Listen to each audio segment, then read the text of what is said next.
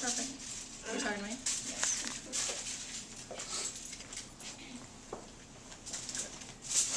Okay, so Sherry's doing just what I do. She's weaving, she's slicing, she's moving, she's doing her thing.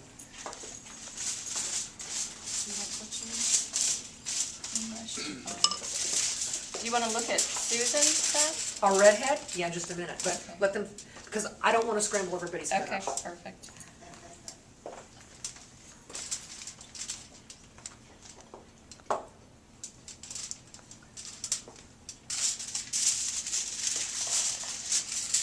So how's it going, guys?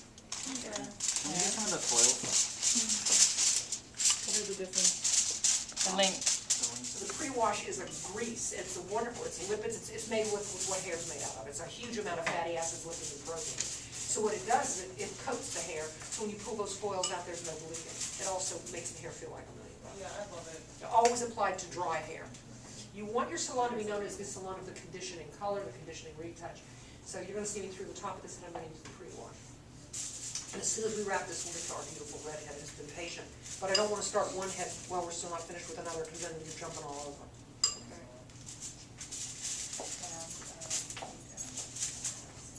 Looks great, Sharon.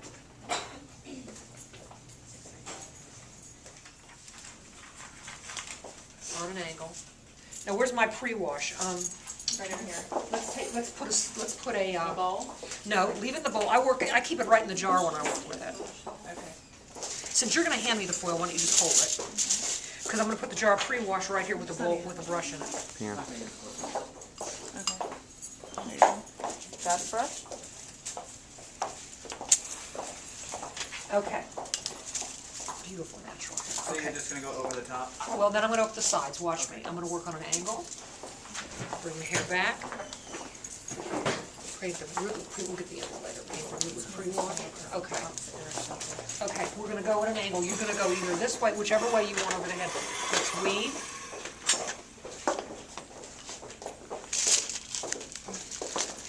Let's do a highlight here, but let's pretend we're letting it really be a grown-out look.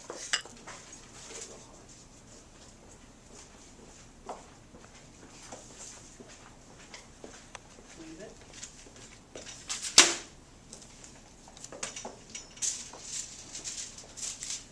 So I'm going to work from an angle all the way.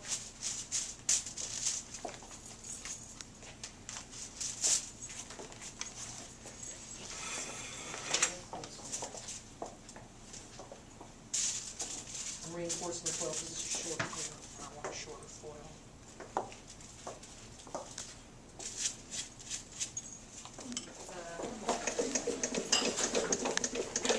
Way overdue for her. Way overdue for her bridal. Gold sick, yeah. She has gorgeous hair. Thatchy, thick, coarse, dense hair. Okay, there are two ways to tackle this horse. Okay, there are two ways to ride this horse. Here's how it is. Okay, I'm going to be a businesswoman, I'm going to be an artist. You cover the gray first, and then do the lowlights. If she had longer hair that wasn't so short and layered on the sides, it's very easy to put the retouch on and simultaneously lowlight the head, right? But on this haircut, if you put the retouch on, you cannot simultaneously lowlight the top unless you're just going to do very few. Now, as a businesswoman, what happens a lot of the times when you cover their gray and you're going to do lowlights afterwards? They say they have to leave. They have to go pick up their kid at school and stuff, right? Right. Or she's starting to think about the money in her purse, and she says, So lowlight them first before you cover the gray. Oh. For several reasons. Get your big work out of the way first, which is the artistic placement of color in the hair shaft. Second of all, they don't leave when they still have the gray. I hate to be a pill about this, but there's nothing worse than seeing on your book color and highs. And then she comes in and she says, oh, well, guess what, just do the retouch. No. No.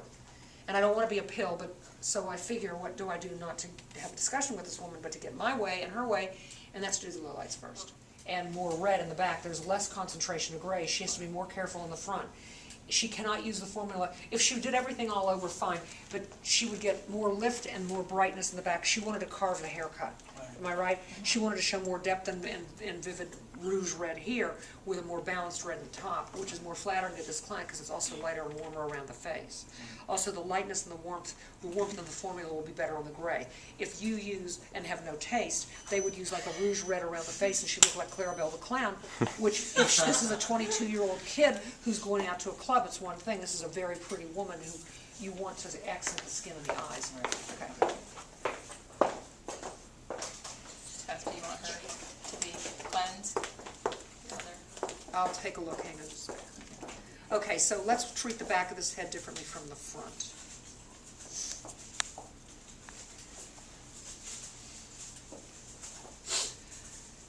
Let's use in an applicator bottle an ounce of 4GR Fusion with a half ounce of 6RR. So an ounce of 4GR with a half ounce of 6RR and 20 in the back, in a bottle. Especially when you're working in places behind the ear, where you see a huge concentration of gray. You want to make sure you cover every hair. The hair that doesn't, people complain about poor gray coverage, and then when I watch them apply the color, I almost have to go to a hospital. Because if you take giant sections and you do a hideous application and you miss, none of the hair you don't hit will cover. They ask, when all these people sign up for advanced classes, I can't do that, because I can't. Some people are great and other people are real slobby, and then they're the ones who blame the product the most. Yeah. Also, high lift colors like level 10 and 12 were not intended for gray coverage.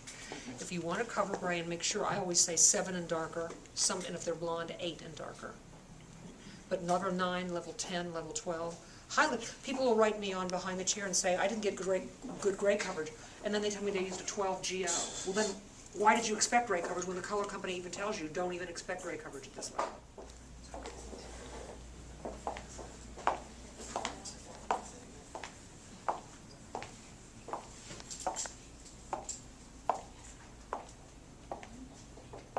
Good thing you came back. I know, perfect she came back.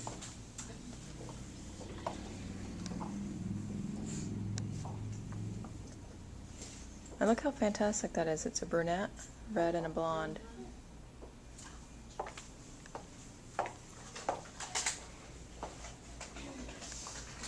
Did you go?